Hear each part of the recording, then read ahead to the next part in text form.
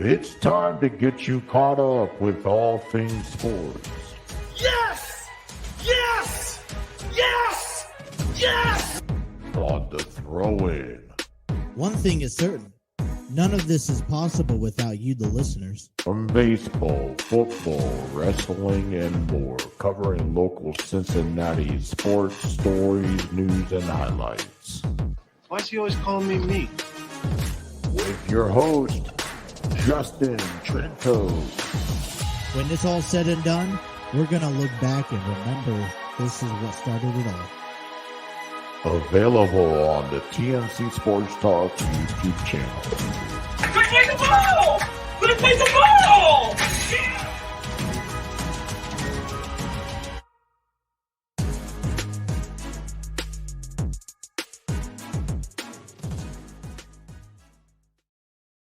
Alrighty, what is going on, everyone? Good morning and welcome back to the throw-in here on the TNC Sports Talk YouTube channel. My name is Justin, and if you guys have been following the page of, I know that the advertisement's been said as is, dated back early Monday, but man, I got to tell you, I apologize for the 3-day absence. Family over the weekend started catching kind of like that 24, 48-hour sick bug, like the flu a little bit. Elias kind of, he started throwing up his form, projectile throwing up. I can't just begin to explain to you the level of throw up. I was actually, so Friday evening, on the way home, he's in the back seat in his car seat facing rear-ended, and we got this this camera that hooks onto the back of the seat so that you can look at him, and there's a camera that the cord kind of travels up front, and so anyways, he's in the car seat facing backwards. I know he's pooped because I can smell it. I'm headed home to change him, take care of that. But then he's projectile vomiting all over himself, and I'm like, I feel so bad. This is the first time I've ever panicked with him, because I was like, oh boy, he's not feeling good. He's sitting in poop. He's sitting in vomit now, where you have to not only change him, but you have to give him a bath. And I'm like literally at one light away from being home. And man, I just feel so bad, because I understand those moments, and we've all been there. I've had 2 other kids where I'm sure to recollect memories. We've had similar attributes going on, but I just felt bad because he wasn't feeling good, and I started not feeling good. I had a migraine Friday. My worst day was Saturday, a little bit into Sunday, where I was out of it. And, the wife always tells me, or tells the story, that when I'm sick, I act like I'm on my deathbed. And, it's every time I get sick. I try not to get sick, but I feel like whenever I do get sick, it takes a toll on me. It really just drains me out. I mean, if I can't focus, if I can't think, then I'm out of it. And if I'm out of it, don't expect much production to be given from me, so and it started off where I was, kind of throwing up Saturday several times. I couldn't even liquid. I couldn't keep down. And then, you had the runs, diarrhea, which wasn't fun either. Trying to do that while your wife's at work and you're home alone with the little one who also needs to be fed at the same time. It's like trying to juggle all of that at once is quite difficult. But no, it was bad. And then I got the chills, the hot and cold flashes. no fever. And man, the entire weekend, I felt limp. Saturday was the absolute worst. Where if I went to go stay, the wife let me sleep all day. Thank her to that. But I would go to stand up, and I ended up I felt very weak. I don't want to go carry my son, who's 5 months old now, because I don't want to go. I felt like I was going to fall, and I don't want to fall with him. So, man, I gotta say it was bad, and then it passed on to my wife's sister, who's had it with a little 24-hour bug there, all day Sunday, and then my wife, started feeling sick, and then I get a text, my oldest, she's getting sick, so that's a 24-hour bug. I'm waiting on, I was waiting on my middle child to get sick, and I think she has more of a cough, cold, allergy than anything else. And so it kind of just passed around. So yeah, the attention of starting the morning program was expected for Monday, but with everyone catching up from being not feeling well, to kicking things off throughout, this week, I had to push back the day. And it was at the point where I think, like I said, even just jumping on the computer to updating even the website was very, very difficult to do, and I wasn't able to do it. So I'll be doing it hopefully later on today. But it's the month of March. We got a lot of stuff going on. I know, my wife's having some surgery getting done on her ears. I guess one of her eardrum, or her eardrum kind of just dropped in there, so they got to go remount that and fix it and all that fun stuff. That's happening later on this month. And then my two oldest kids are starting softball, and this would actually be my oldest's second year starting softball, because she played last year, and I got extremely excited, because it's like when you don't have a son. I didn't have a son yet. My wife was pregnant with our son at the time, early on in the stages, and so when you can finally start relating to what you love, to giving it to what to your children, it's like it's so sweet. So she played softball last year. I enjoyed it for the majority of the part. There's just something about East Coast practices, and don't get me wrong, I think they did the best with what they were given, but softball is still such a growing community in certain places, and it gets overlooked, especially in the younger youth groups. So to be able to have a league where you could compete for 10 weeks, I think is pretty cool. But I had, that was the adjustment of, all right, this is the time to take them to practice. And then, my middle child had soccer. Now she's doing softball, which is going to be a fun time. So I can't wait to practice. Those are 2 nights a week now, Tuesdays and Thursdays, which I think is fine. It spreads out throughout the week. And then they have, games on Sunday, which we'll have to coordinate with their mother. But, it's going to be a fun time. We got a busy month, but we got a lot of sports to talk about. I had a sheet put together for Monday's conversation, but one of the problems I had with the sheet is that a lot of it was dated back for last week. And since our last episode, it's been practically a whole week. It's like a little bit's outdated.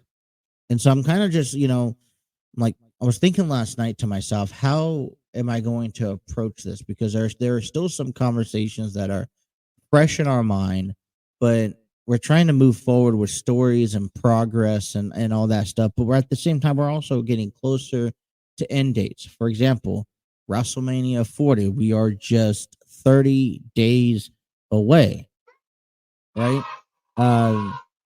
And I know I've visited those matches that are set for the card, but honestly, I think we should go back and re-talk about it, because that was 10 days ago when I last gave you guys an update, and there's an update now, and I just feel that things are starting to pan out, and you can see that occur, and we'll talk about that. But I just feel that I still only see 4 matches booked, and there's a possible 2 more matches, but there's so much talent that still are deserving a spot on the card, that to me, the way, like, there's storylines that make sense on how you should put them on the card, but at the same time, I feel like WWE is kind of throwing matches together on the fly just to fill the card if they're going to do that. So I don't know. I'll explain a little bit more. But on the other side of things, we're just 21 days away from Major League Baseball opening day. Now, less than 2 weeks from today, so it would be Wednesday and Thursday, so less than 2 weeks now, we will see the Padres and the Dodgers have a 2-game series out in Korea. And that's going to be the, quote unquote, hyphen, whatever you want to call it, inauguration of the 2024 season. They'll play those 2 games. The Padres will get a home game. The Dodgers will get a home game. They'll come back out to Arizona to wrap up their spring training, and then they'll get ready for their official, opening day, March 28th, I believe. Yeah. But, and basically those 2 games get cut somewhere along the season. So, we've seen that before. It's kind of unique, I think, Padres are notorious, and the Dodgers are notorious for going down to Mexico. And so they get to, they get the luxury of that series. I've seen Dodgers and Arizona go to Japan, I believe, a couple years ago before the pandemic. So I think this is the first time where, I know back, about 5, 6, 7 years ago, they were trying to take a team or 2 teams out to a different country to kind of showcase the, United States baseball. And I think that stopped because of the pandemic and, this and that. I know they've been to Tokyo and all that fun stuff. So, but we're 21 days away. And what I want to talk about is the heading into, as we wind down, is, we focus a lot on the Reds, and we focus a lot on the concerns. And I hate to be the bearer of bad news, or I hate to be the one that is seemingly always talking negative about our local teams. I want the Cincinnati Reds to head out to, kick off opening day, full swinging, and contend this year.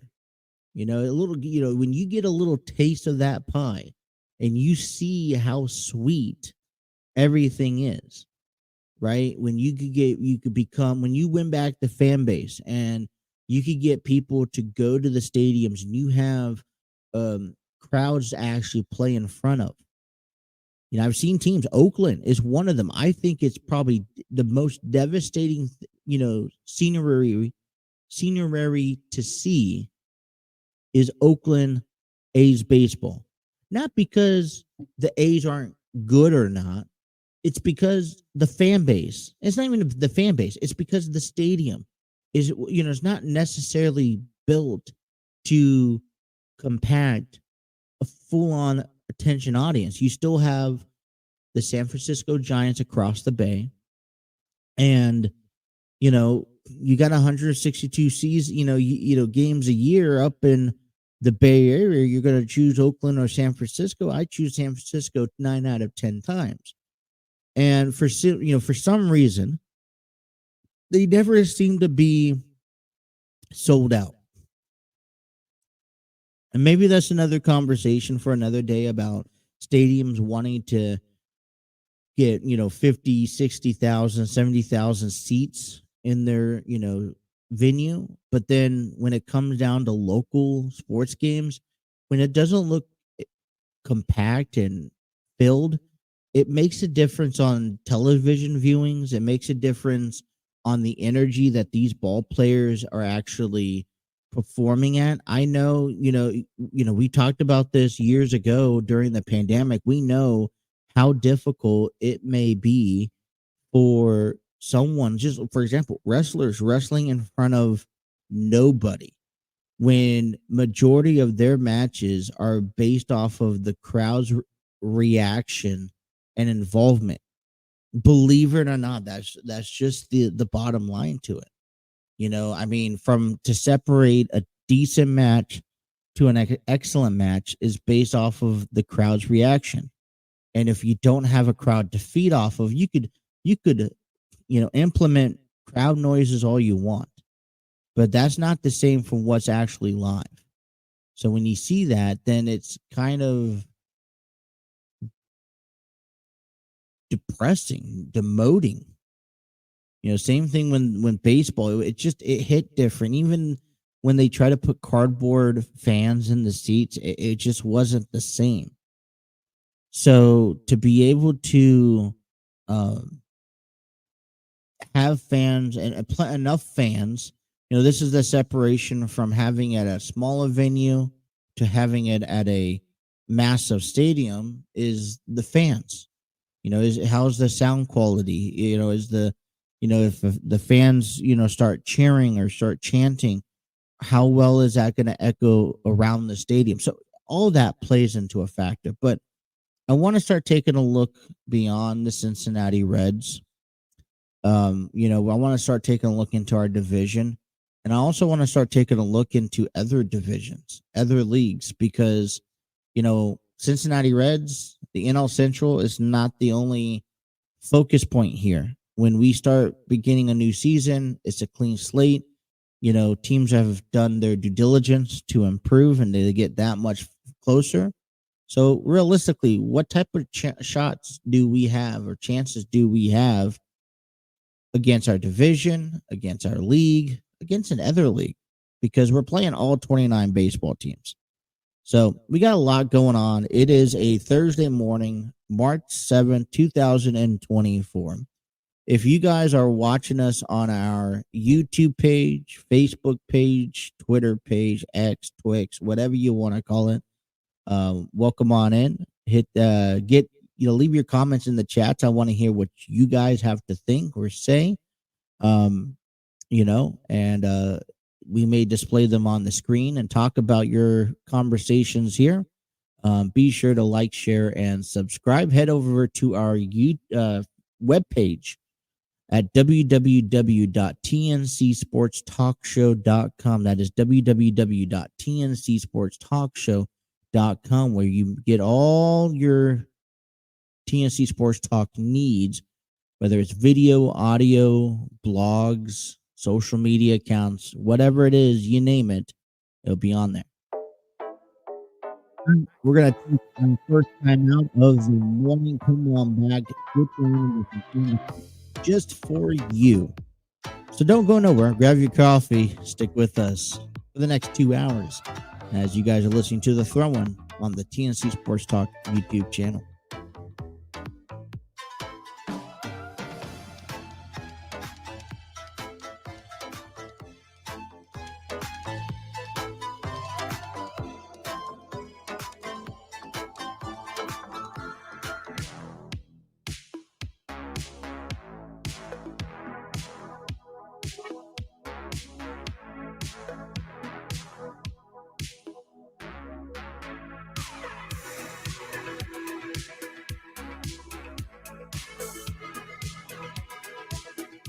Alrighty, I would just like to remind everybody that the TNC Sports Talk YouTube page, our product, is given to you thanks to StreamYard Studios, a proud home of the TNC Sports Talk show. TNC Sports Talk, a throw-in, whatever you want to consider it. It's too early in the morning to do this, and I haven't done an episode in a couple of weeks. But StreamYard Studios, where you can create podcasts, videos, host some virtual business meetings, and even conduct interviews. Check out their free version today at StreamYard.com. You know, I'm still trying to push Steve Barber, Steve Barber, the founder of Cubicle Chat, who is only an audio podcast. I also like to, he's also the founder and the host of Armchair Booking Wrestling podcast. I know the last couple of months he's been intrigued or inspired to wanting to join StreamYard, which I would definitely encourage. I mean, I'd encourage anybody who's doing podcasts coming up here just talking. I like it for podcast talk shows. A couple clicks on the button, you can stream across different platforms at the same time. You can live, you can record, have displays, overlays. They have their own music implemented into the program or into the app that you're using. And I just, this isn't an endorsement, although, StreamYard, you want to give me a call, my number's available. But no, StreamYard's been around, for, years. It's for me the number one streaming platform that I can, but the studio that I could use at a couple clicks of the button, I could go click record. I'm not really too big about the OBS studios and doing all the gits and gazmos. When you're writing solo and you gotta produce the show at the same time, fill in the content, you do want to spend more time in the content area. Yeah, I would love to make this, video or these episodes on video a lot more compelling and fun visuals to see, but I'm not gonna go. There's a lot extra work into it. I'm not saying I'm not willing to go put in the work to it, but like I said, when you have yourself more so of the,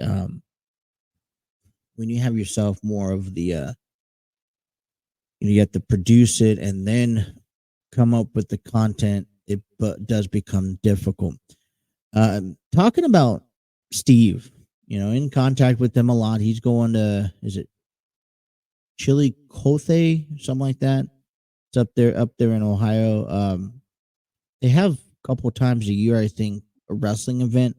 I know Steve is kind of, he's talked about it a lot, and he's headed up there this weekend, and he's going to get the luxury of being able to see Matt Riddle taking on Rob Van Dam, which you look at Rob Van Dam for a moment, I'm just like, boy, what a, he's still in good shape, really? That's crazy.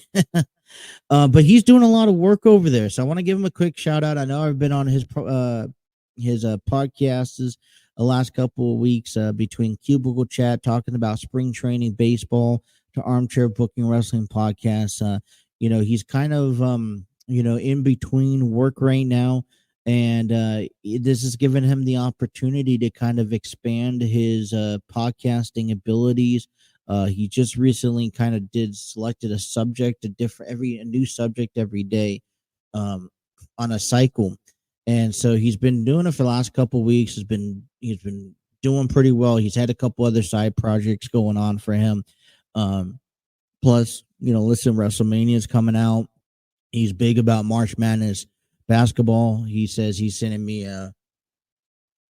the March Madness bracket tournament. I've never been in one. Don't know how it works. Probably get knocked out. I'm intrigued to learning more about joining one this year. He says you'll email me, so I'll take a look at that bracket myself and see how I could pick. I don't know how you could be perfect all the way through, so I'll probably be knocked out the first round, to be honest. But I think it would just be fun just to join it and compare amongst others, and what it could be. But go check out his stuff at Cubicle Chat podcast. That's only audio.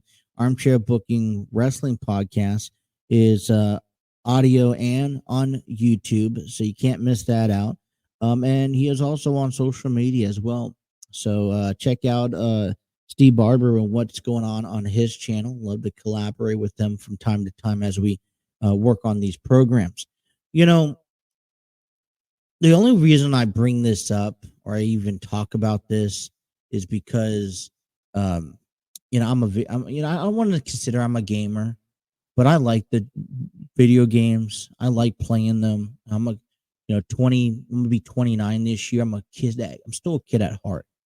For me, when it comes down to playing video games, there's a certain, I can't just pick up a video game and say, all right, let's play it. I'm very restricted. I think I've shared a little bit about this in the past, but I strictly talk of, I play baseball, I'll play football. I think I'll play hockey more than basketball. I tried hockey last year, or basketball last year. I just couldn't, one, I don't get the newest basketball games because I don't even necessarily follow the season. And so, I tried it last year. Really, the past fall, I wasn't really a fan of it. I enjoyed it, but nothing compared to like maybe wanting to try hockey. A little bit more. So maybe this fall I may consider investing into a hockey game. I don't want to. My thing is that video games are getting ungodly expensive. You got, the WWE 2K24 coming out tomorrow. People have had early access already. You also have MLB The Show coming out at the end of this month. Probably in 2 weeks? I believe so. 2 weeks, the 18th, or I don't know. I'll have to look into that. Let me see. Windows. March 19th, which is so like in less than 2 weeks. Not even, probably a week from Tuesday. More so. Which is exciting, so when it comes down to video games, that's how I play it. Baseball, I play a franchise mode. Also play Road to the Show a little bit, but mainly a franchise mode guy, where I kind of like to take the local team, make some changes, acquisitions, and I try not to compare that or get that tangled up with talking Reds baseball with you guys, because on my roster, I try to keep it as similar as possible. But on my roster, I've re-signed Harrison Bader and Hunter Renfroe because I knew we needed right-handed at-bats in the outfield. I still have the Jake Fraley, TJ Friedel, Will Benson right now. But, right-handed at-bats strongly hold. And, I'm playing through spring training of the 2K, of the MLB The Show 23, and I'm noticing that Christian Encarnacion Strand isn't really performing as well. And so I'm like, well, why move Steer out to left if I don't have an at bat at first? They're both right-handed, and CES is still, developing. So I'm not in a rush to bring him back. Other than that, I added, so you can make some courageous moves. I'm still looking at, guys like, who could be my fifth slot. I added the Frankie Montas, and I added the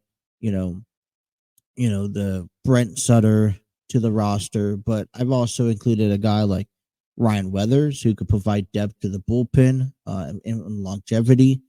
I also added a guy like, I added a guy like Logan Allen, who can also provide some sort of depth in the rotation. So I play franchise mode, football. I'll get the new game, and play franchise mode, follow along with the seasons, just see how I do comparison. Wrestling, I'll try to play. I would like them to update their, you know, their universe mode because I'm really, like to follow that along. And I don't get me wrong, I don't think it's terrible, but I feel like that's one area in their video games that they haven't really improved much on. I know they really, hit the nail with the coffin there on the My GM. Although I think, they're very limited. I still think that they could be improvements on it, but I like the My GM. I like the regular gameplay. I like the rise. I like the change of the storyline because it really, and if you played the rise over the years, you've seen the story mode change, which is good because you've also seen you've been able to see how wrestling and how the growth of, all right, if I'm a young kid today, the steps it would take to become a wrestler, especially in one of these big indies. Last year they focused a lot on the indies before, hey, you had to go out, just like Cody Rhodes, Drew McIntyre, they've had to leave to come back, to make a name for themselves, and so they focused on that last year, which I thought was great. Previous years they focused on NXT, WWE, and then they focused on independent NXT, WWE, so forth. And I think the only thing I'd like to see change with that, because I love the cutscenes, I love the storylines. They had they've been including a male female version to change the dynamic of it. What I would like to see though a little bit more is like, all right, if I was to finish playing 23's, My Rise, how can I carry that career or that works over to 24? And can you just continue? How like in MLB The Show, you play, the road to the show, and then you just continue. Was it that, or there was a video game where you could just continue? I know, like franchise mode, where you could continue what you're already working on and just import it into the new game. So I don't know. I mean, I like it. I'll take it. I'll work on getting it. I don't know if I'll get it tomorrow because you got all your DLC packs. You got everyone's going to be buying it. It's going to take all day to download. It's going to, so, and about the first day, like for me, I'm looking at it, Major League Baseball season is coming up. And I like to get the new roster. I don't want to play on it with just a, roster that the computer built for me. So if I get the game on the 19th or sometime in the next 2 weeks, I can work on transitioning my rosters over to the new game, and then start that because that's practically a week away from the regular season. WWE, I'm still working on the universe mode of 23, and that's leading up to WrestleMania. So I could technically go past March into the beginning of April to play, continue playing 23, getting it in April, maybe even May, where the first DLC packs are headed out. The point is, it's coming out to WWE 2K24 is coming out tomorrow. I know this show isn't a whole lot about video games, but I do play some video games. So I feel like there's an importance of talking about this. And you also, when you are watching the wrestling, you're seeing, the ratings. WWE, you can see Michael Cole and Pat McAfee discuss their opinions and thoughts on how the ratings and where should people be rated at, if they agree or not, compared to the game. And so that's a way to connect and to sell and promote. And, and I don't like it. I know they used to do this back in October of every year. Pandemic hit. They took a year off because they really went downhill with what they were trying to do. They got a much larger roster. I'm talking about almost 300 players. Man, characters. That's crazy. Last year was what, 210. You add an extra at least 50 or 70 plus, characters, plus all the download thing, content you could, make. I think the only thing that I looked at is like the DLC packs or an expansion packs take you all the way out through September, October. I think that keeps people invested throughout the year instead of crumbling them all up in one. What I would like to see them do is they've done it before last year is that, when things change, they announced the DLC packs, but I would also, one person they don't have in the roster of the DLC pack is, Andrade. Could they, between now and one time, fit in an Andrade inside that? They don't have AOP, who just returned to WWE. Could you possibly see, if you're putting DLC packs in September, October, November, which is fine by me, could you possibly see them? I would like to see them add those characters on, because the DLC packs that they've added are great and all, but a lot of people like to play with updated characters, and sometimes their characters are not in the system, or I don't consider myself tech savvy, so I don't go jumping into the system and really recreating an AOP or an Andrade at that point. So, but WWE 2K24 coming your way tomorrow. If you've had the early access, let me know how that game is. I also know that there's glitches and all that stuff left and right. So let's take a timeout. Come on back. WWE is officially getting their Hall of Fame class sorted out. About time, And we'll talk all that coming your way as we head to the bottom hour, number one here. You guys are listening to the Throwing on the TNC Sports Talk YouTube channel.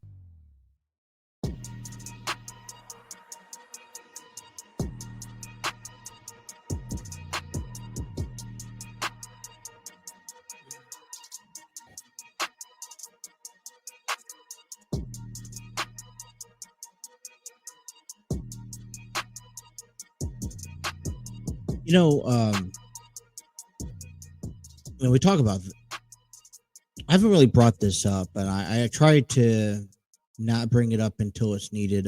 But every year, one of the more staples of WrestleMania, as we get closer to WrestleMania, is the Hall of Fame. And you look at every class and you look at who's in there and do they deserve to be in there. And I think it's fair to say that over the years, WWE has inducted people that probably were better off not being inducted quite yet. I know recent years they've done a lot better, and it's much more difficult because you're seeing guys like, last year was tough because you saw Rey Mysterio, who's, I call a legend in the Lucha Libre wrestling genre. And, with WCW, with WWE, being that little man, I don't want to be banned, right? Kevin Patrick apparently got fired because he called somebody little, or called Pete Dunne little or something like that. So man, Rey Mysterio was that against all odds guy, and he had to go up against guys like Brock Lesnar, like Big Show, like The Undertaker and Kane, where they were twice his size. And when all odds were stacked against him, he relied on to his techniques, his skills, his moves to outsource his opponents a lot of times. And that created a lot of great matches with guys like Angle and Eddie and, so forth. So, but, let's be realistic. Over the years, we've seen, people in the Hall of Fame that has not been in, that probably you could question about why they were in, what type of impact. And for me, it's about the impact. All right. There's celebrities that have came through that have made an impact and left a mark on WWE. Okay, Mike Tyson. Can't think. Why can't I think of them on the top of my head? Anyways, they'll come back to me. And I'm not talking about those guys, those celebrities who used to host Monday Night Raw, back in the day.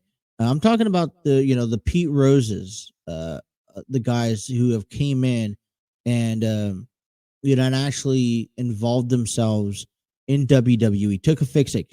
As much as you hate Logan Paul, and I think we could all say that we are not a huge fan of Logan Paul, you got to give him credit because he takes this business very seriously. Okay. And he's proven that he belongs in that ring, that he can be a wrestler. Do I think it takes away from a talent that's already out there? Yeah. Okay. I do.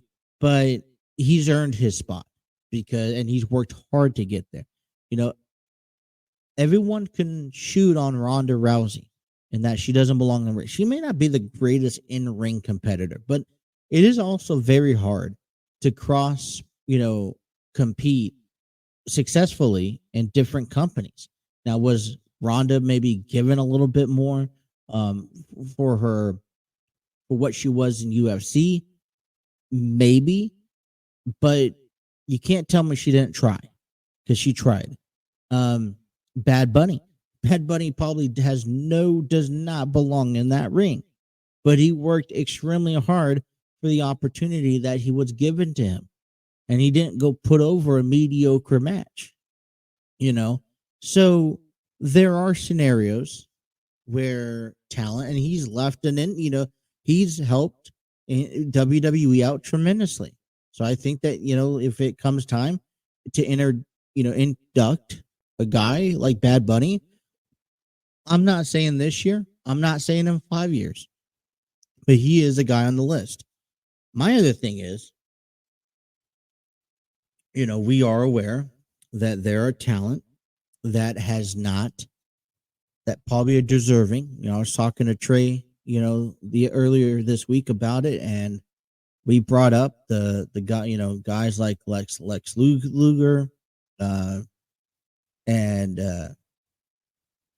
how maybe he deserves to be in the WWE Hall of Fame. We talked about, the guys like Bray Wyatt, who recently passed, could be a candidate to be in the Hall of Fame this year, at some point, hopefully, if not this year, down the road. But there are deserving people that, deserve to be in the Hall of Fame. And it's important that the class doesn't need to be big. But they need to, like I said, have an impact. This year, now the WWE has been usually it's been one wrestler a week where they announce it on a Monday Night Raw, they showcase it, Raw, SmackDown, move on to the next guy or girl or faction, whatever. Earlier this week, we learned that Paul Heyman was going to be inducted into this year's Hall of Fame. We'll get back to him. Earlier, I don't know if this was yesterday or this morning, but I just found out that Bull Nakano will be inducted into the WWE Hall of Fame. Bull Nakano wrestled from 1983 to 2012. Okay. She wrestled in All Japan Women's Pro Wrestling. She wrestled in Lucha Libre, WWF, WCW. She's done a lot. And when you think of a generation that started back in the 1980s, where women wrestling was not revolutionized, and let's face it, women's wrestling has not really taken a full-on reign. I know they tried it a decade ago, but there's still so much that wrestling has to offer for the women's category division that when we talk about females like the fabulous Moolah, Medusa, Beth Phoenix, Michelle McCool, and we consider them wrestlers. We consider Trish Stratus, Lita wrestlers, and they were around a time period where women wrestling was not so much fond of. So, and they were used most of the time around that time. They were used in more of a feminine role, feminine appearance. Let's not showcase what you could do in the ring. Let's showcase what type of relationships you can have with the audience and with the wrestlers to engage storylines, right? To be able to survive and be a name for yourself during that time period where you're still talked about today, I think is definitely self-worthy.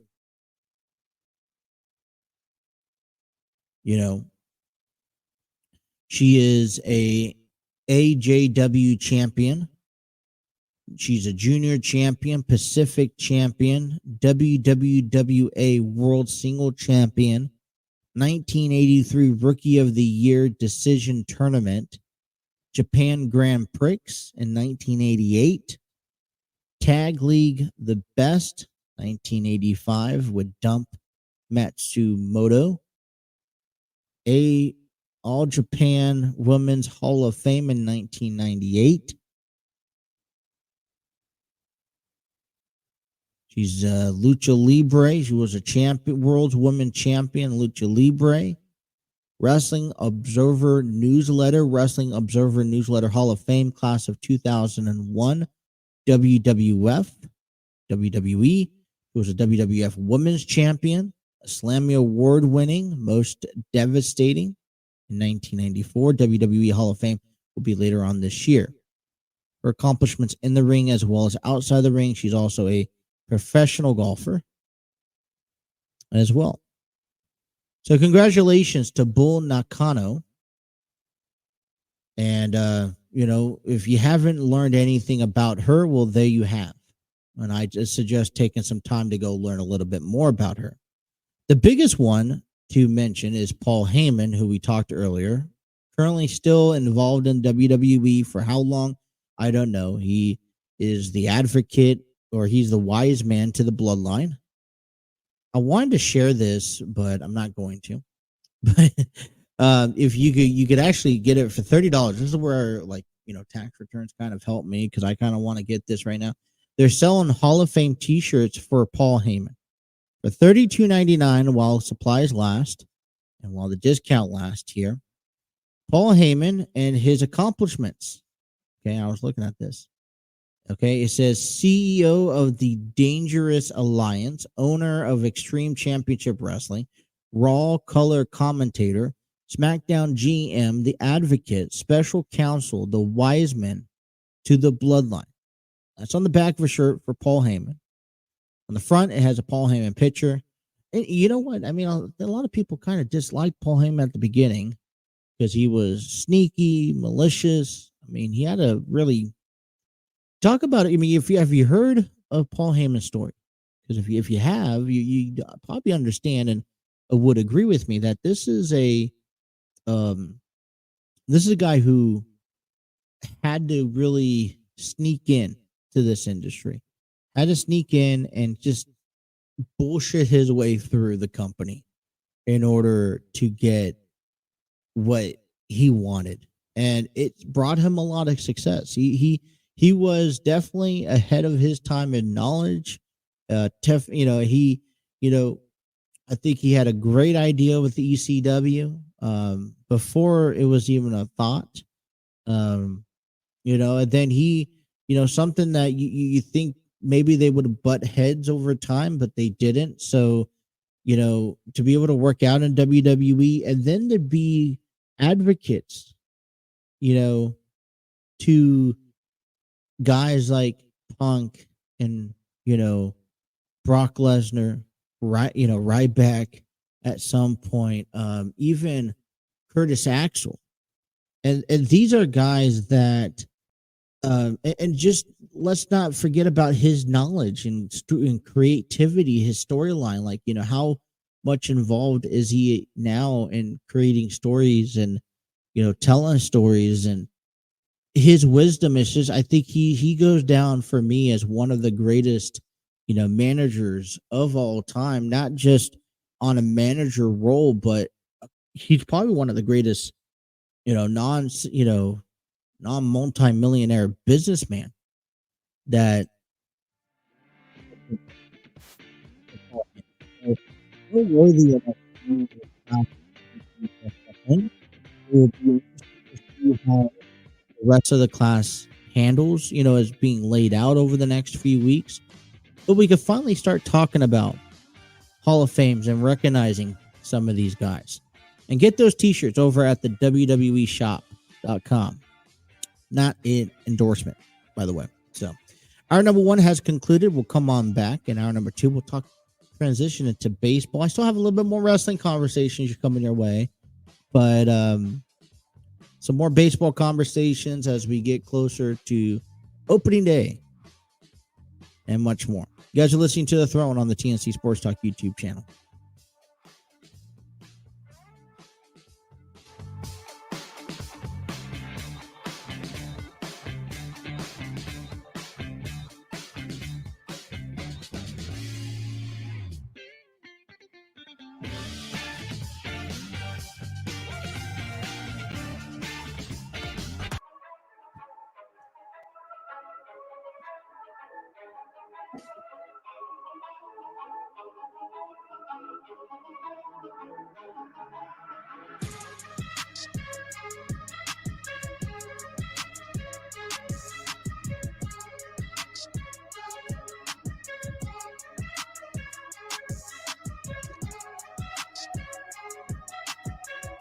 Alrighty. Hour number 2 on the program. We would like to give a big shout out to Spreaker from iHeartRadio. Spreaker is not just an audio listening app. You can upload your own very personal podcast, distribute it across all major platforms, and be able to monetize and view analytics. For more information, check out Spreaker.com. Just for an example, I upload our podcast on Spreaker. Steve from Armchair Booking Wrestling Podcast, he'll upload his podcast from Spreaker onto Spreaker. And he doesn't just have Armchair Booking, he also has Cubicle Chat, I believe. So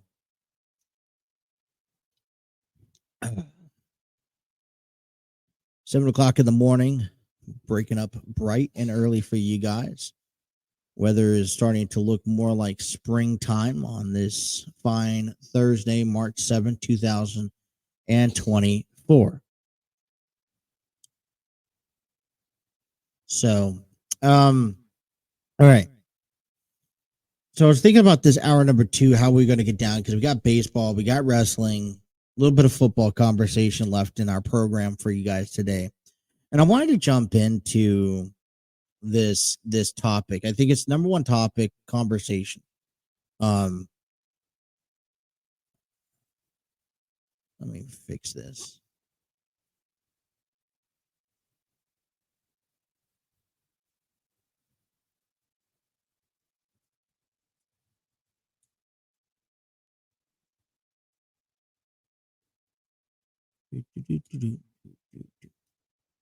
All right.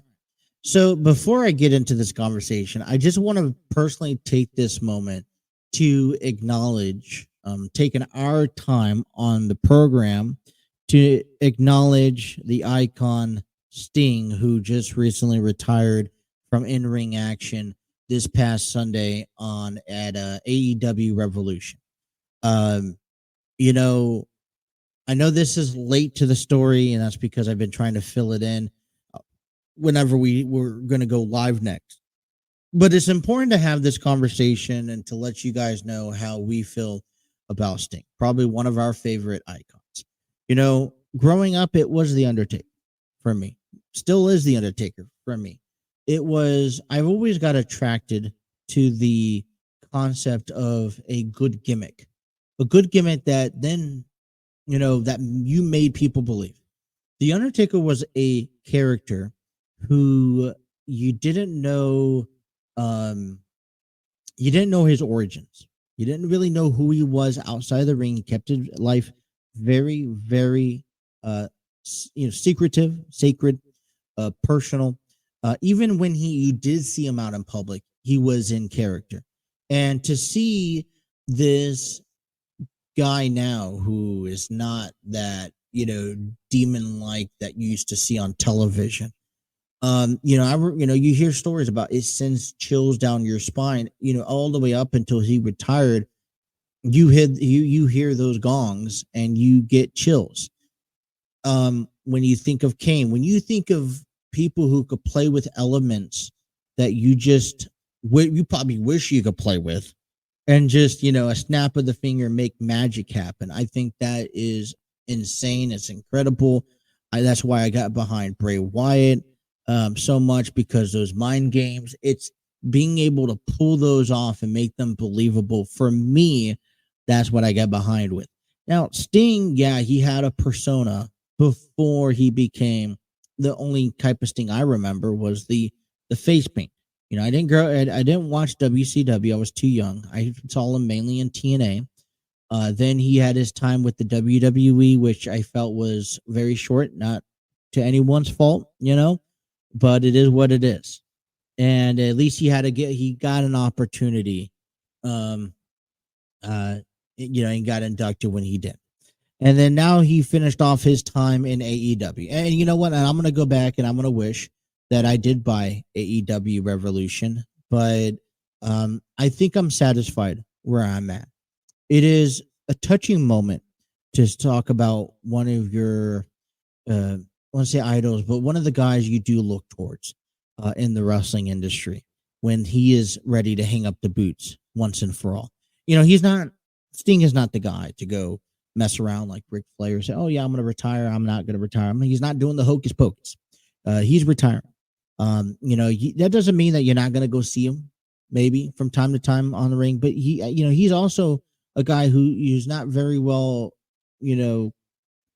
shadowed of, open of his life. You don't know every details of where he's going, when he's going, I've never even also gotten a chance to go see Sting and perform or, wrestle live, and which is unfortunate, but his character, when he went transformed to the Crow Sting, I think then you had the Wolf Pack. I love the red and one, black. You got the mat, you got the face paint, all that stuff. He came up with a group of guys, guys like the Ultimate Warrior, Ric Flair, Hulk Hogan, and I don't think he gets a lot of recognition for what he's accomplished. I don't. He's supposed to be the highlight of the weekend last weekend. But guess what? The story that we're about to talk about with the Bloodline and The Rock's announcement and challenge that he issued last Friday overshadowed Sting's final farewell match. Okay. Now, I will say this: he's a well-deserved guy. He's a Hall of Famer in all categories. He's one of those characters who was not grown up in the WWE and not shaped into WWE, but yet worked very well. And there's a very few guys out there in the indie circuit that's been in the indie circuit, that's only lived in the indie circuit majority of their life, and they've been successful. And he is one of them. So, hey, Hall of Fame, go right off into the sunset. Hopefully we see you on a better day, on another day. Don't be a stranger, but enjoy your time, and everything that you've given us in between there has been cherished. So that's our tribute to Sting, because he is a icon. He is a legend for that. But we want to talk about the Bloodline, who challenged officially last Friday. It's been the conversation around professional wrestling Seth Rollins, Cody Rhodes to a tag match in night 1 of WrestleMania 40. Now, we already know that Seth Rollins will face Drew McIntyre for the World Heavyweight Championship night 2. We also know that Cody Rhodes, Roman Reigns will face each other for the undisputed WWE Universal Championship night 2 of WrestleMania, from our understanding. But The Rock comes out. This goes back to Elimination Chamber. A little bit of backstory for you guys earlier this morning. But you have The Rock or Cody Rhodes on the Grayson Waller effect challenging The Rock to a match anytime, anywhere. The Rock and Roman Reigns, who responded last Friday, goes out and responds to that challenge and says, you know what? Since you two are thick of thieves and you guys want to put your money where your mouth is, why don't both of you guys face us at night 1? The Rock also throws in the stipulation where if The Rock wins, or if the Bloodline wins, then it's going to be the Bloodline rules at WrestleMania 40, which means anybody that The Rock could sit at ringside in his lovely chair, that Solo Sikoa could sing karaoke, Jimmy Uso could whack you over with the kendo stick, and Paul Heyman could pull brass knuckles out of his pants. Bridges. But if Seth and Cody can beat Roman and the Rock, then the Bloodline will be barred from ringside, and The Rock has given him his word. So in an initial storyline from where we were going to see The Rock at WrestleMania 40, potentially seeing Roman Reigns, to where we could have seen Cody Rhodes versus The Rock at WrestleMania 40, to now a tag team match. I think we started expecting this, right? Well, it makes sense. You're not putting The Rock in a singles match right now. I don't think he's ready for a singles match. Not saying nothing bad towards The Rock. I think The Rock is a good athlete. I still think he could hold his own in a singles match, but I don't think he's in ring shape for a full on match that is, probably 5-10 minutes long. Don't think of that. You also got now. So how do you do that? You got to throw Roman Reigns with him. Makes it a tag match.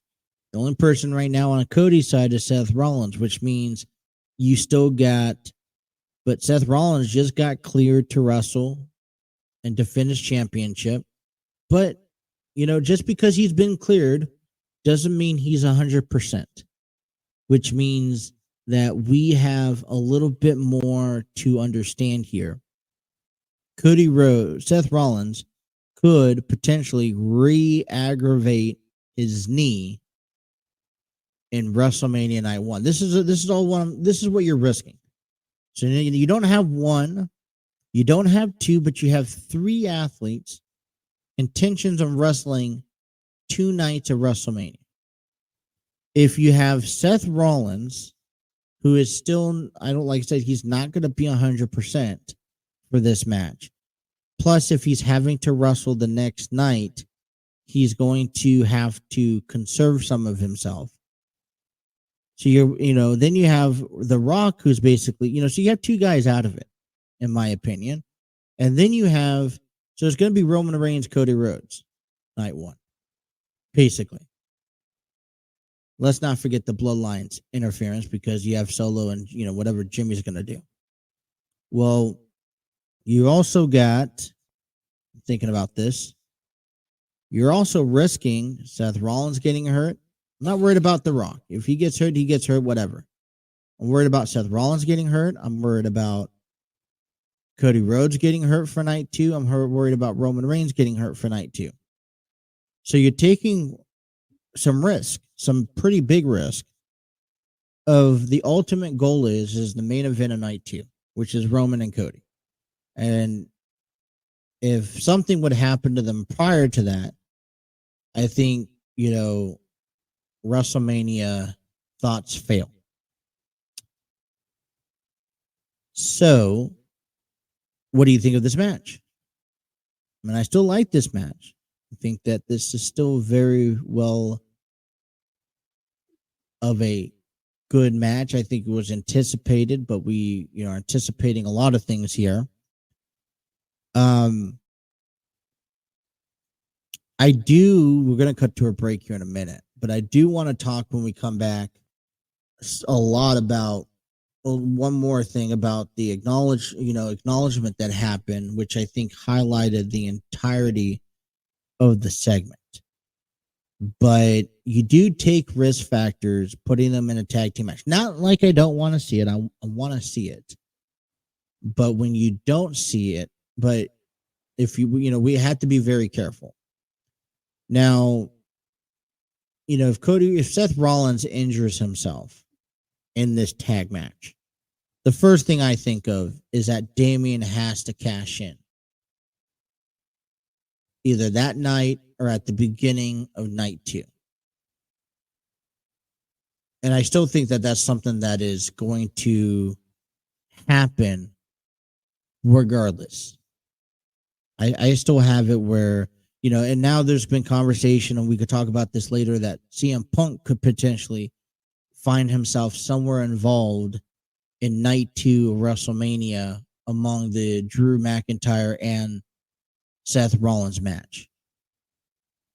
But the only way I see a lot of it happening is if Damian Priest gets involved too. I digress. But this is going to be a good tag team match here. Let's come on. I'm going to take a break. Come on back. We're going to talk about the acknowledgement portion of this, of that segment that transpired, transition into some baseball and whatnot. So still a lot more to come. Hour number 2 here. You guys are listening to Throwing on the TNC Sports Talk YouTube channel.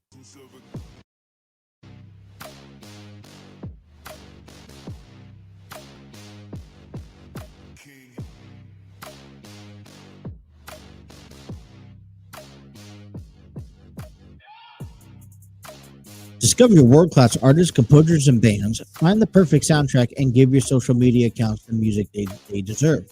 Epidemic Sound is a royalty-free music. For more information, check out epidemicsound.com. You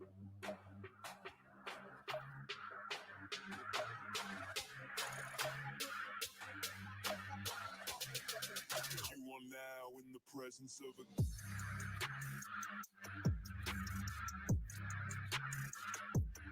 Alrighty, everyone's slowly getting up in the morning, getting ready to go. All right, well, we talked about the challenge that The Rock has made on behalf of the Bloodline to face Cody Rhodes and Seth Rollins. And we understand, the concept of the match. And I think everyone should understand the concept of a match. It's not just something that we're excited on seeing. It's something that there's a purpose for it. And when you have The Rock coming back, his intentions, I think the WWE intentions were for him to compete in the ring at WrestleMania. Now, whether or not he's ready for WrestleMania or not, that's another story. But this is why you throw him in tag team action, so you don't have to have him compete alone. Because if this was, because you're probably asking 5, 10, 15 matches. Not saying that he's not capable of doing it, but I don't know. I guess I was stunned by seeing how winded he was when he had his encounter 2.5 months ago back on day 1. But now, see, this is what's also transpiring, is because we're seeing at the end of the segment, Roman Reigns interrupts The Rock, which I was like, oh no, you don't do that. You interrupt The Rock, and Roman Reigns is wanting him to acknowledge Roman as the tribal chief. So, which is, it is a happening. But I'm like, what is this setting up with? I hear people gesture to what's behind the little L that The Rock is putting up. Seth Rollins referenced it on Raw when they are intended to go respond to The Rock and Roman. But then you also have so The Rock acknowledges Roman as their tribal chief. I'm waiting for this to all turn. And you're seeing signs of it. You see that The Rock is standing separate from the bloodline, although he's still in the same ring. You're seeing certain gestures to say that, what, all this would happen. I would personally like to see, in preference, I would like to, I want to see the best man win, but I would like to see the bloodline win night one you could automatically just put it back on fans that that Roman Reigns is going to win. If the bloodline wins night one, okay, where, Roman Reigns finds a way to win or The Rock finds a way to win. But you know what? The Rock also acknowledges and then sees the point of view of what Cody Rhodes has done. Therefore, during night two, whatever goes down, The Rock can turn on the entire bloodline. Because I think that The Rock single-handedly can turn on the entire bloodline. Hell, throw Jay back in there. Get Jay involved. Because you're going to use Jimmy and Solo. That then, right then and there, gives Cody the time to finish his story when you have The Rock and Jay eliminating Jimmy and Solo, right? Leveling out the playing fields. But then you could set up this feud for down the road. I'm not talking Backlash. I'm talking SummerSlam. I'm talking Survivor Series. You could have multiple parts, or even next year at WrestleMania. So there is a lot that can now transpire, but this is what creates good TV, good transaction. But we're still waiting back to hear, because Seth Rollins and Cody Rhodes had this conversation last Monday night about, well, are we going to do this or not? And at the end of the day, you last year, you came this close. If we could get over this hump, let's do it. So a lot's going on there, but we'll have to see as SmackDown's tomorrow night, and we'll see what happens. All right, we're going to transition into some baseball. Man, I got to tell you, when it's baseball season, I got a chance to go out to the first Bearcats game of the season. They faced, was it Northern Illinois on Sunday? Got a chance to watch the game last night where they dominated Akron 19-9. I felt like that match. So Sunday they actually cut the game. They had a game last Friday against Northern Illinois, and that was supposed to be a doubleheader, but because of the rain, they only did one game. And then they had a doubleheader on Saturday, and then Sunday they were up 14-4 or something like that, and they called it after 7 innings. Well, I think a lot of people were thinking that they were going to call it after 7 innings because it was like 14-5 or something like that by the 7th. But nope, they paid for it. They played the extra 2 innings, and what was interesting is that Akron started crawling back in, cut down the lead to 7. And then a couple of home runs. It was a big Carrington Cross had a great game, and Josh what's his name?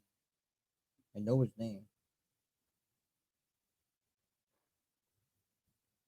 Trust me, you guys. I know his name. It wasn't Carrington Cross. It was Josh who? Oh my goodness. How come I can't remember his name? I have it here, so hold on, you guys. I got it. I'm doing it. I will find it.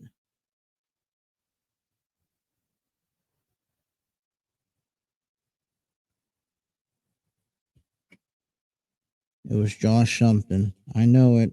Don't give up on me yet, Josh. It was Josh Cross.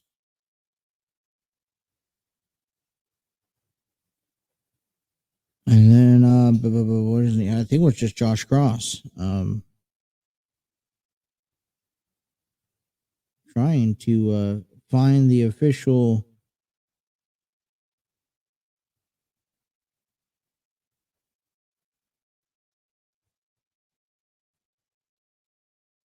It was Josh Cross with the K. That's where I had the confusion of. Carrington Cross is with a C. Anyways, went out to like I said, Bear Camps on Sunday. Started feeling a little bit better. Watched the game. We left after the sixth inning, but they cut it after 7. Last night there was another big game, and this is a great momentum heading into the new conference. We knew the struggles that football and basketball had, and they kicked things off. I was a little surprised that they went 9 innings, considering they kicked things off with conference play this weekend at Kansas State. But it kind of now gets you ready for some Major League Baseball as we dive into, the Cincinnati Reds, who had a split, squad yesterday, beat game 1. Yesterday they beat the Padres. Let me try to get to the website here. They got shut out by the Brewers in game 1, 2-0, and then they beat the Padres 6-2. Heading into today, they got the Cubs tonight, 8:05 p.m. Eastern Standard Time. You got Hunter Green on the mound, who's 1-1 with a 3.86 ERA. They're 6-5 on spring training, and a lot of people are saying, you go out to say that, hey, listen, spring training doesn't mean much. Well, you see players make progress, and you already take a look into, teams that are ready or not even ready for the season. Or players. I know Noel V. Marte was struggling, to get ready for the spring training. Matt McLean, Jonathan India, who are kind of expecting to make their spring training debut this weekend, right? And then you got guys like Lodolo throws live BP. So these are all progress being made, and I think it's well established. We want. We want these guys up, ready to go come opening day. And this is where spring training kind of gets all of that working a little bit. But my thing is that, if Lodolo's going to be hurt, if India is going to be hurt, if McLean's going to be hurt, then we need to see who we have down in the minors. Is it worth signing Josh Harrison to a deal if we could keep him for the first half of the season and he could benefit the squad? We're also in the conversations of, well, Spencer Steer is playing third base. And, you have Christian Encarnacion Strand or Jameer Candelario now playing first.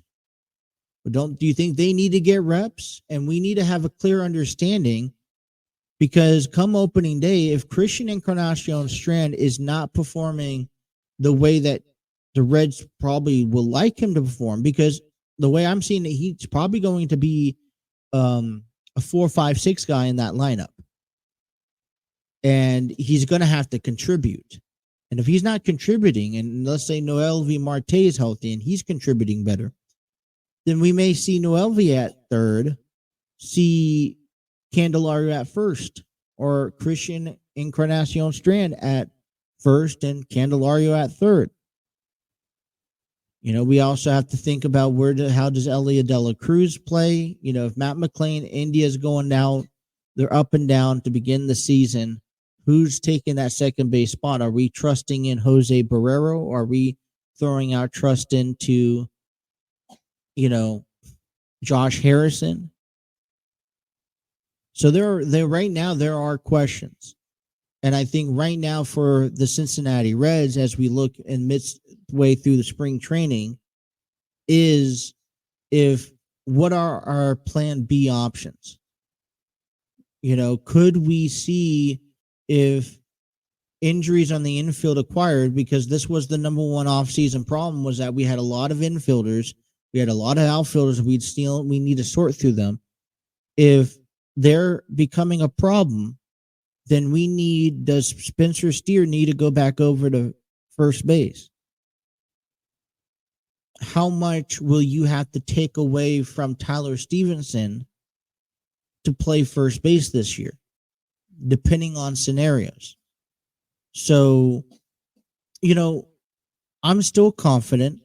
You know, we still got a group of guys. This is what spring training's for. It's frustrating to see guys get hurt off the bat, you know, to kick things off, because, you know, you want people healthy. You know, we're also relying on David Bell and Nick Krall to make those tough decisions on when to use people, how long should you let them rest. You know, I think one of the pivotal points of spring training, David Bell has gone out there and said that they're not rushing anybody. This is a marathon, not a sprint. They have 162 games, and whether you start off 26 and, you know, 5, which we've seen from the Pittsburgh Pirates last year, right? We saw how crazy Pittsburgh got off to a great lead, but then they just stumbled. And it wasn't like they were terrible. They were bound with injuries. They just stumbled. They struggled. And so you don't want that in, you know, the Reds organization. I know I don't.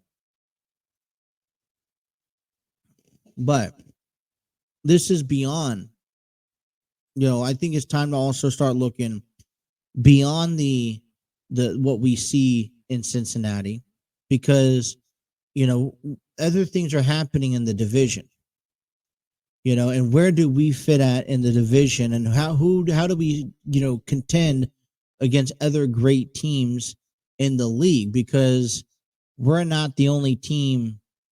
You know, we don't just have to beat 4 other teams. We have 15 other teams, and hell, 29 other teams that we have to beat. And so that's what we're going to dive into here at the bottom of the hour. Coming up next, we'll talk some Major League Baseball heading into as spring training continues, and we wrap up our program. All right, so don't go nowhere, because the throwing continues here on the TNC Sports Talk YouTube channel.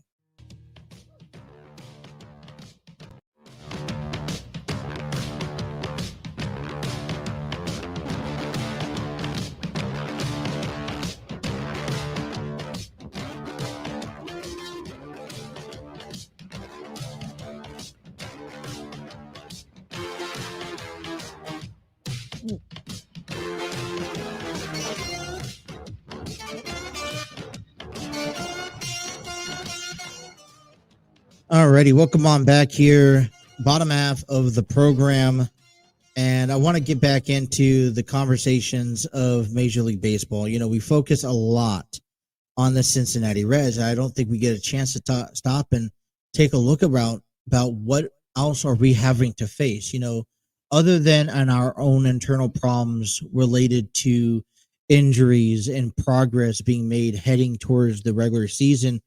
You know, our offseason was consisted of different dynamics, right? We picked up Candelario, Emilio Pagan, Frankie Montas, all to kind of help provide some experience or some stability in while we are still, looking at Noel V. Marte and Christian Encarnacion, and while we are still trying to develop guys like Andrew Abbott and Brandon Williamson.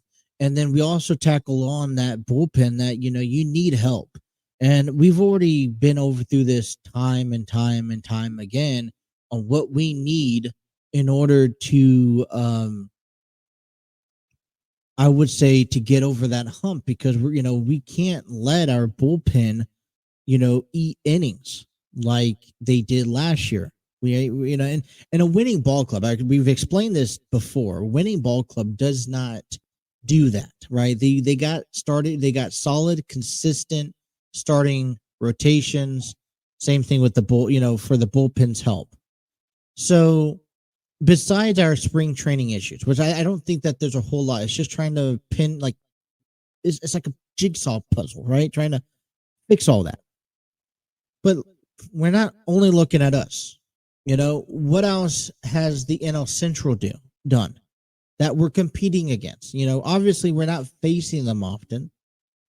So we're not, and what I think is great is, like, things like we're not going to have to worry about facing a guy like Corbin Burns 4 times a year, because he got traded off to Baltimore. But if you look at Chicago, they didn't really kind of make any splashes this offseason. Matter of fact, they barely re-signed Cody Bellinger to a deal. And I don't know how much more that really does to their team. How many more W's does Cody Bellinger provide to a squad these days? I don't know. I question that. So could we contend to somebody like the Chicago Cubs, who I think is one of the threats heading into the season?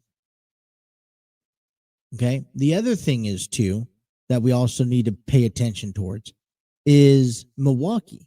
Now, Milwaukee is kind of on the soft side. They're getting ready to kind of rebuild. They don't want to lose their position, so they're being extra cautious.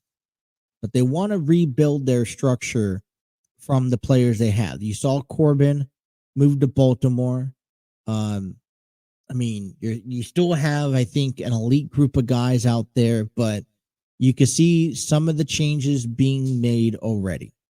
And that may or may not affect them, but as a team who won their division last year, they're still probably still favored in the NL Central. St. Louis, they haven't plummeted, but they are kind of restructuring themselves. Pittsburgh has always been there, but it's trying to find the 162 game consistency. So when we go back around to Cincinnati and we talk about, well, this is what the Reds have talked about. The Reds have talked about this. We don't need to rush our guys being healthy. If Matt McLain is not 100% ready to go by opening day, we don't need to rush them. Now, a lot of us, and I may even be one of them, may hit that panic button opening day if we see India McLain on the IL. I still think my questions for the Reds are, Steer is needing to, how well is he in left field? Is he suitable to play every day in the outfield? From that transition from third base to first base to outfield, is he suitable? And will that position change distract his offensive ability? My second thing is, too, McLain becoming an everyday starter where second base, okay. I see McLain more of a utility guy. And it's hard to come across a good, talented guy who could just focus on his at-bats and then filling in when's needed. I understand what the Reds want to do, but I don't see India as a utility guy off the bench. Now, India has the power, but he's also, and yeah, you'll use him a lot as a DH, but I see him, I think he has offensive ability that I think you need to utilize at second base. And I don't know if he could play short. I don't think. I mean, I know he can play maybe a little bit of third. I don't know anything about the outfield, but what I do know is that he's an everyday lineup. So how does Jonathan India's new contract and new rule come opening day, make that adjustment and impact the team? And we could talk about all this stuff until we're blue in the face during spring training, but the idea is spring training, and it's something I do on the video games, is I'm saying, all right, how is Spencer Steer doing in left field? Right now I got Christian Encarnacion Strand not playing around. I mentioned this earlier in the program, so I'm moving him over. This is just the NL Central. Okay. So I think, yes, do I have confidence? I think we do have a chance. We have a really good chance at winning the NL Central at most. And we already know that NL Central is notorious. If they're not winning it, you're most likely maybe not finding a wild card spot. Maybe one, but probably the bottom. So now we look into where else can we see competition in our league. We had some really good series against Atlanta. I know New York is kind of always there. Washington's kind of struggling. Miami's struggling. Philadelphia. So Philadelphia, Atlanta. I really like the Atlanta series. I thought that was good. Bring that back again. I think now you're kind of like, all right, if we could face the Braves and go toe to toe with them, make it interesting every game of the series, then I think we're in good hands. But that's only on the East, because I still think the team that is to beat is those Dodgers. They just picked up Ohtani. They got Teoscar Hernandez. They added a couple of more additions to their pitching rotation. I mean, they're depth in. When we thought that the Dodgers were in rebuild mode and that, they're going to go just utilize farm systems, they cashed all in their blue chips, saying that we're ready to go now. And, they're taking that big chance with Ohtani because he just got done with Tommy John surgery and he's expected to be the DH. And yeah, he looks really good. But who knows when his arm gets there if he's ready to go pitching ever again. A lot of pitchers, in that sense, they get hurt and you just don't see the same type of pitcher you once saw when they were good. The Padres are trying to figure things out. They added Matt Snitcher. They got Manny Machado. Yeah, they let go. They just moved Kim over to short. Bogarts at second. Crony at first. Figuring out some that outfield power or whatnot. San Francisco always seems to look good. Arizona was a World Series team last year. Are they still the World Series team this year? But, and then the travel back and forth between West Coast and East Coast is going, it's always kind of one of those things. So here's what I'm looking at, and I'll pull up the schedule here. We're going to actually start looking into the schedule here in just a few weeks as we probably try to pay attention, a little closer attention. Spring training right now, for those who are paying attention, they're home to the Cubs. Then there'll be a visitor on the Dodgers. They have a split squad against the Diamondbacks Saturday. And then they have the Guardians on Sunday. They'll have Monday off. Spring breakout. Reds prospects at Rangers prospects. Okay, so there's just prospects level. I know that they're doing that again with Cleveland. Okay, so that's next week. All right, so we're moving along. We host off Washington. Philadelphia, where it's going to be cold in Philadelphia. I can tell you that. So, I mean, we'll start looking into the schedule. But in my opinion, when we look at the Cincinnati Reds, it's the Dodgers that they need to beat. I think everyone needs to beat them, followed by the Braves. And you start going down that list, you may throw in Philadelphia, San Diego, before you start touching anybody from the NL Central. And one thing that's going to help the Reds a lot is not just getting off to an early lead. Because I'm an old fashioned. I say, listen, you need to win the games that you should be winning. You should be taking the series that you should be taking. And you look at the early on in the season, Washington's that first series at home. You should be taking that series. You should be taking the series. You may not take the series in Philadelphia, but you should come back and take the series against New York and the Mets. Milwaukee would be a first great challenge to have to see how you go against your own division, And if Milwaukee is expected to be one of those teams at the top of the division at the end of the year, then this would be that standard. Now, we mentioned we're not rushing back any players, so there may be a couple guys beginning the season on the IL. Right? It's a marathon, not a race. But at the same time, you face Milwaukee, and they won the division last year. You want to prove to everybody that we are a serious team, especially at home. We need to take a series or two from these top teams. So if you're talking about picking up wins that you should be picking up, a series is Washington, a series is the Mets and Milwaukee. Chicago's on a rebuild mode, so if you're heading out to Chicago early April, you should be beating them also in a series. And let's not forget about Seattle taking on the Mariners in Seattle. That may be a true challenge, but out of the first 5-6 series, I'm already projecting that the Reds, if they want to, be in a good position and they're a solid team that they expected to be, they should only be losing 2 series so far in April.